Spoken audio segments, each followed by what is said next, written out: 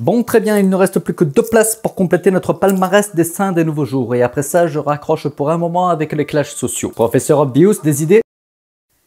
Professeur Obvious, Quoi? il nous reste 2 batailles à mener. Des idées? On n'a qu'à organiser un tirage au sort en cas. Tiens, pourquoi pas, ouais. Vas-y, je t'écoute. Et le vainqueur est... Elliot Page. Ah non, mais je l'aime bien. Ne serait-ce que pour Beyond Two Souls. On peut quand même l'attaquer, tu sais. C'est une personne transsexuelle.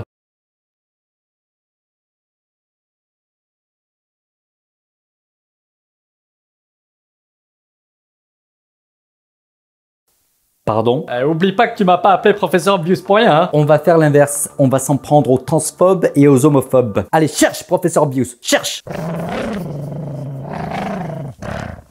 Christine Boutin, ça En passe? soi, oui, mais elle se fait déjà dégueuler dessus. On a beaucoup trop peu d'impact pour lui faire mal. Bah, va faire un tour en ville alors. À mon avis, c'est pas ce qui manque. Non, mais je vais pas moi-même filmer quelqu'un et l'attaquer ensuite. Bah, pourquoi pas? Ça nous ferait prendre un peu l'air au moins. Parce qu'on va m'accuser d'être l'auteur de la vidéo que j'attaque. Ce qui serait vrai. Et en plus, il fait soleil dehors. Une bonne raison d'aller prendre l'air, non? Ah, le ciel bleu, les gens de bonne humeur. Ah, non. Bah, je sais pas quoi te dire, moi. J'ai beau fouiller internet, y'en a pas beaucoup qui se déclarent homophobes ou transphobes.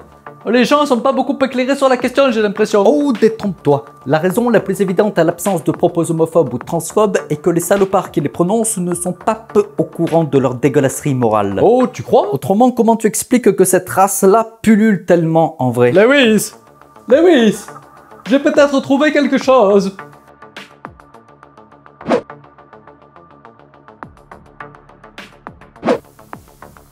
Tatiana Ventose? Bah, elle a l'air toute choupinette. On va pas s'en prendre à elle quand même. Tout dépend de ce qu'elle dit sur le sujet, ma foi. Fais voir. Je ne sais pas ce qui me gêne le plus, que la maltraitance envers les enfants soit considérée comme normale tant que c'est le camp du progrès autoproclamé, ou si c'est le fait qu'utiliser les enfants comme des porte-paroles d'agenda politique soit devenu la norme. Elle prend la défense d'une enfant. Tu vas pas l'attaquer là-dessus non plus. Ma petite Tati, je dois dire que je suis d'accord avec toi quand tu parles de protéger les enfants et que les parents qui les exploitent sont d'authentiques salopards, bons à cramer sur la place publique. Pouce bleu, Tati. Mais j'ai quand même un problème avec toi parce que dans ta diatribe, tu tiens des propos que je qualifierais de... bancalounés.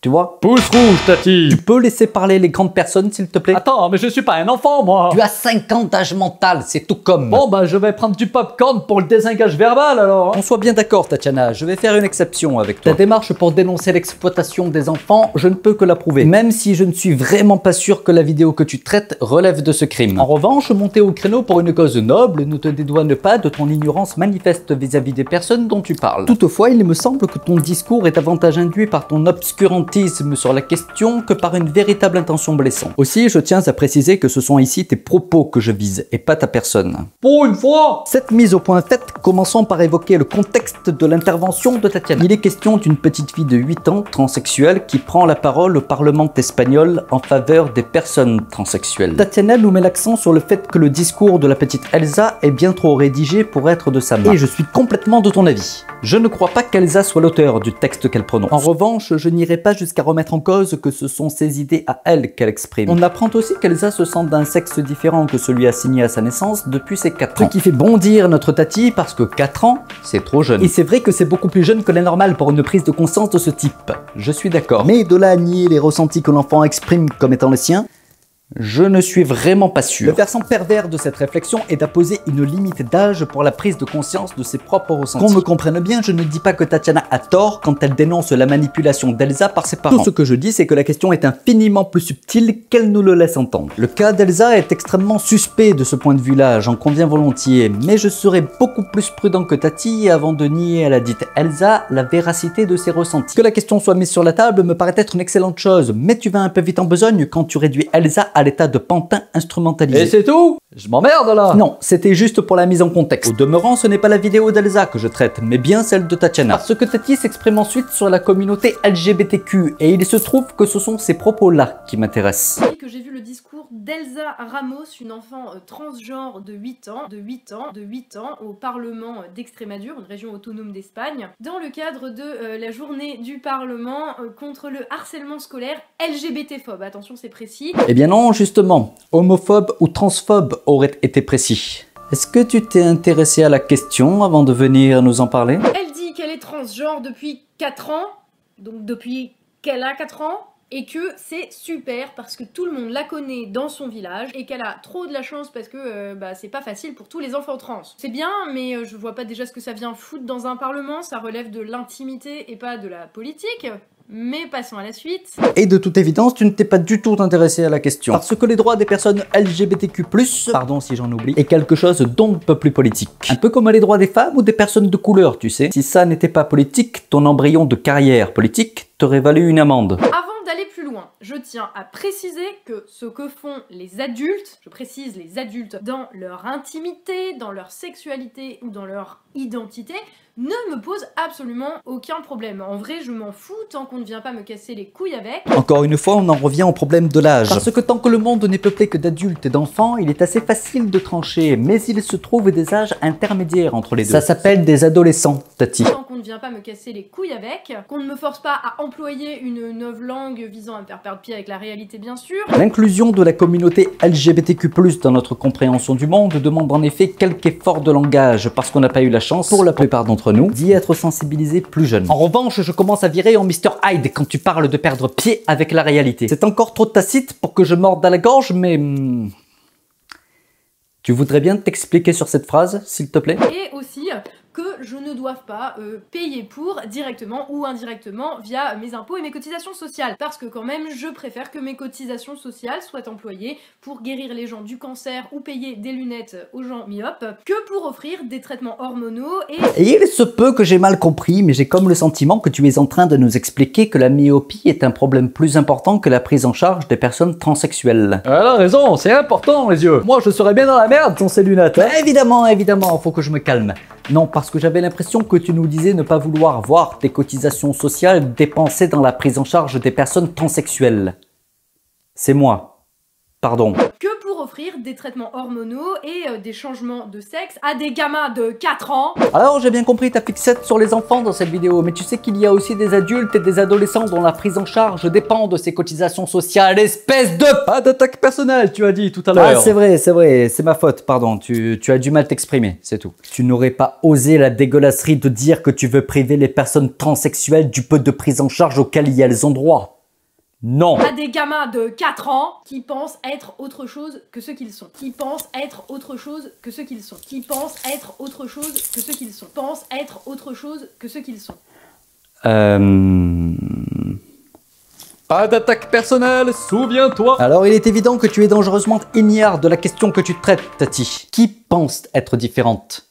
Qui pense? Est-ce que tu sous-entendrais que la transidentité... n'existe pas, en fait? Elle n'a jamais dit un truc pareil. Ouais, c'est vrai, parce que sinon je t'aurais déjà coupé en deux, évidemment. Non, mais tu as du mal à t'exprimer, c'est tout, c'est pas grave. Sans vouloir te commander, est-ce que tu pourrais avoir l'amabilité de clarifier cette phrase, par contre? En résumé, si tu es majeur et vacciné, le contenu de ton slip, tout le monde s'en tamponne. Eh bien non, Tatiana, les personnes LGBT-phobes, par exemple, elles ne s'en tamponnent pas du tout. D'abord les insultes, les jeunes hommes attendent que ça passe, puis les coups pleuvent. J'ai commencé à me faire, juste à me faire frapper par une quinzaine ou une vingtaine de personnes. Ah, c'est pas ce qu'elle a voulu dire, hein, tu le sais très bien. Non, je ne sais pas, non, justement. Et ça commence à faire beaucoup de propos limites, là. Elle connaît mal le sujet, tu peux pas lui en vouloir. Qu'elle le connaisse mal, y a pas de souci, vraiment. Mais ne prends pas la parole dessus si tu ne sais pas ce que tu racontes. Tu pouvais limiter ton argumentaire à la défense des enfants potentiellement mis en danger. Ok, faisons-lui prendre des médocs pour qu'il sente que son genre est en accord avec son sexe. Désolé, pas désolé, mais on va remettre un tout petit truc à sa place, hein, parce que visiblement, il faut maintenant. Si à la naissance, tu as un chromosome Y et une tub, tu es un garçon. Et si à la naissance, tu as 2 chromosomes X et une chatte, tu es une fille. Alors là, si tu es normal, tu te demandes sans doute pourquoi je dois rappeler l'évidence scientifique. Et oui, il faut toujours écouter la science et le consensus scientifique, hein. Mais je te jure que c'est même plus si évident que ça pour tout le monde aujourd'hui. Moi le premier, je suis très fan des sciences en général, Tati. Par contre, jusqu'à quel point la science a son mot à dire quand il est question des ressentis d'un individu? Parce qu'en réalité, c'est de ça dont il est question. Et sur ce point-là, je l'invite à fermer sa gueule. À la science. Parce que pendant plusieurs siècles, la science tranchait aussi en faveur de l'infériorité des femmes par rapport aux hommes. On est tous d'accord pour dire qu'il arrive à la science de se tromper quand même, hein? Bienvenue en 2019 2019, où on t'enseigne dans les écoles aux États-Unis ou plus près en Angleterre ou en Espagne que tu peux être le genre que tu veux. Je te vois là, t'es en train de rigoler, mais les valises pédagogiques espagnoles qui sont utilisées pour expliquer le genre aux enfants dans les écoles, c'est d'un niveau assez fabuleux comme celui-là. On t'explique que tu peux te sentir garçon ou fille ou les deux ou aucun des deux. Là, j'étais pas au courant et je trouve que c'est vachement bien. Mais Tati, pourquoi mon super pouvoir de compréhension sociale me fait détecter du sarcasme dans ta voix? Et oui, selon une certaine idéologie qui commence à grignoter de plus en plus l'opinion publique, ton genre, homme ou femme, ne serait qu'une construction sociale qui n'a rien à voir, mais rien, avec ton sexe de naissance. Pardon, il faut dire le sexe qu'on t'a assigné à la naissance. Comme si c'était le toubib qui décidait au moment de l'accouchement, tiens ce sera un garçon ou tiens ce sera une fille, pour pouvoir t'emprisonner toute ta vie dans un stéréotype de genre. J'aurais tellement aimé être enfant maintenant, mon rêve de devenir un oiseau aurait peut-être pu se réaliser, vous vous rendez compte? Pétasse. On avait dit pas d'insultes personnelles, hein. Tu es bien en train de te foutre du mal-être des personnes transsexuelles quand tu dis ça. C'est pas moi qui comprends de travers là. Peut-être qu'elle souffre vraiment de ne pas pouvoir être un oiseau. Qu'est-ce que tu en sais? Ouais, peut-être. Je retire, Tati. Pardon. Plus sérieusement, si tu es adulte et responsable, que tu changes de genre, en vrai, on s'en bat les roustons. Même si, bon, objectivement, je ne vois pas ce qu'il y a à faire chier politiquement avec ça, vu que tu sois transgenre ou pas, en fait, tu as les mêmes droits que tout le monde, tu as les mêmes droits de vote, d'aller à l'école, d'accès au système de soins, de santé, etc. En tout cas, dans notre pays. Putain, mais non! Putain! Pourquoi 2 fois putain? Le premier pour l'exaspération et le deuxième pour l'insulte. Désolé, Tatiana. Dans quel univers parallèle est-ce que tu penses vivre pour dire que les personnes transsexuelles ont les mêmes droits que tout le monde? Nan Christine Boutin, elle sait que c'est pas le cas et elle est médaille d'or de la connerie pourtant! Tu m'étonnes que le nombre de gamins qui veulent être transgenres ait littéralement explosé ces dernières années. Des gamins en consultation chez des psys ou chez des médecins pour prendre des traitements aux hormones. Tout ça a explosé littéralement ces dernières années, et notamment aux États-Unis, au Canada ou en Espagne ou en Angleterre, et c'est carrément flippant. Pardon? C'est quoi qui est flippant? Elle le dit pas explicitement, justement. Alors si jamais c'était bien, comme je le crois, la transidentité que tu qualifies de flippant! À la place d'une séquence d'insultes, voici le défilé d'un bal Apollon.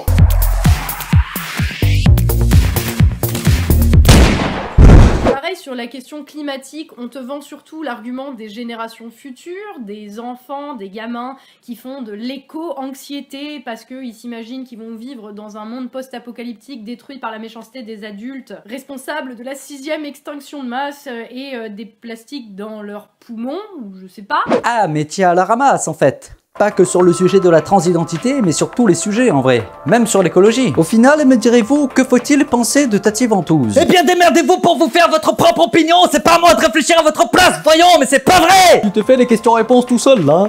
Plus sérieusement, les propos de Tatiana me paraissent être plus violents et blessants qu'elle ne le voulait en réalité. Son discours est très virulent pour les personnes concernées, mais à sa décharge, j'ai l'impression qu'elle ne s'en rend pas compte. Comme tant d'autres en fait, parce que tant d'autres n'ont pas été instruits de ce qui est blessant pour une personne transsexuelle. Ça n'excuse pas le propos, mais ça l'explique. Ce qui est déjà ça. Tu sais qu'il reste encore quelques minutes sur sa vidéo. Pas la peine d'aller plus loin. Probablement qu'elle fait d'autres bourdes, mais encore une fois, je veux bien me ranger à la vie que ce n'est pas par méchanceté. C'est juste qu'elle n'a pas la chance de connaître cette altérité qu'est la transidentité et que, du coup, elle blesse les personnes concernées, mais sans s'en rendre compte. Là, je suis en train de regarder et elle parle de politique. Ouais, son sujet de prédilection. Bah tu vois ma grande, si tu t'intéresses autant à un truc aussi chiant que la politique, je t'invite vraiment à te pencher sur la question de la transidentité. Ce sera bien plus riche et intéressant que nous pondre 15 vidéos sur tes opinions politiques. Ensuite, elle parle aussi de mie de pain. De quoi? De mie de pain, ouais.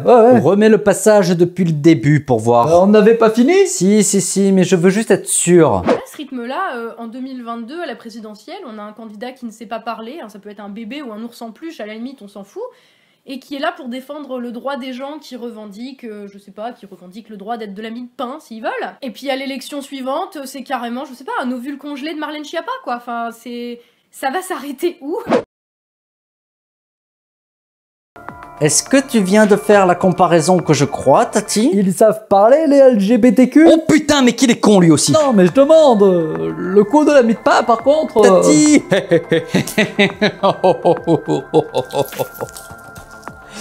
Tu tournes ta phrase de manière à ce que ce soit implicite, mais je crois qu'on a tous compris quels étaient tes éléments de comparaison là. C'est pas explicite. Fais gaffe. Enculé de ta race.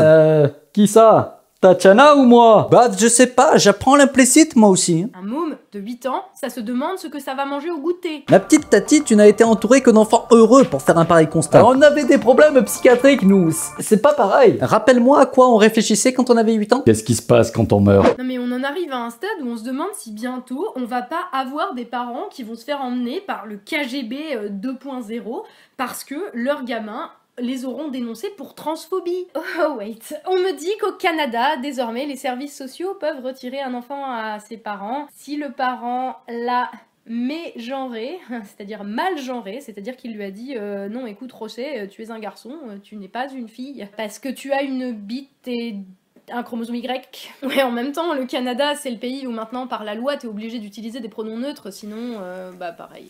La question juridique nous renvoie au domaine politique.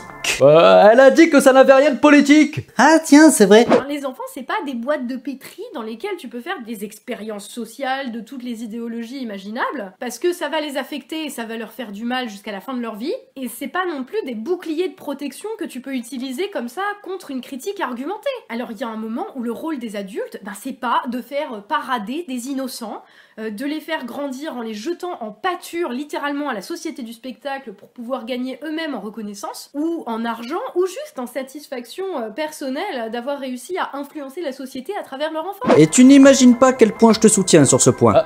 Sérieux? Carrément même. Par contre, si tu traites vraiment le problème, j'ai du mal à comprendre pourquoi tu ne fais aucune allusion aux téléréalités ou aux chaînes YouTube qui exploitent les enfants. Elle était pas au courant, sûrement. Dieu, il faut vraiment que tu sortes de ta grotte, Tatiana. Et tu regardes les conséquences au niveau individuel, tu vois, au niveau d'un seul gamin, comment une absence de protection et de cadre, ça peut détruire une personne à vie, et ben maintenant tu appliques ça au niveau de la société. Imagine ce que ça peut donner demain si ces idéologies-là sont appliquées à l'échelle des institutions. Si demain, c'est Canada puissance 10 partout. Quelles idéologies? De quoi tu parles exactement? C'est implicite, moi je crois. Et c'est bien ce qui me fait vriller, Tati. Tu restes dans le flou avec tes déclarations, suffisamment claires pour être blessantes, mais pas assez pour que je te dézingue comme il se doit. Au début, j'étais plutôt d'avis que cet équilibre était dû à ton incompréhension du sujet. Mais j'ai changé d'avis. Voilà ce que je pense de ton discours. Selon moi, et je ne t'accuse de rien, ce n'est que mon opinion, tu es transphobe, voire homophobe. Mais tu connais suffisamment bien Internet pour savoir qu'une telle prise de position sur le sujet te vaudrait te faire enterrer. La seule solution qu'il te restait pour allier quand même les gens de ton avis à ton bord sans te suicider médiatiquement était donc de manipuler ton audimat en passant par les sous-entendus et les attaques implicites. Qui plus est en te servant à ton tour d'une enfant. Parce que, comme tous les manipulateurs que nous sommes, on sait que c'est une arme efficace. Tu n'as exprimé aucune attaque directe à l'égard de la communauté LGBTQ, mais je t'invite à clarifier les quelques points que je t'ai mentionnés. Comme je suis quelqu'un d'adorable, je te les mets en description pour t'éviter d'avoir à remater ma sale gueule. Dans le cas où tu serais une personne transphobe, et seulement dans ce cas-là, je t'invite à aller crever, Tatiana. Mais comme je suis sûr que tu n'es pas une personne transphobe, j'attends avec impatience tes clarifications. La bise.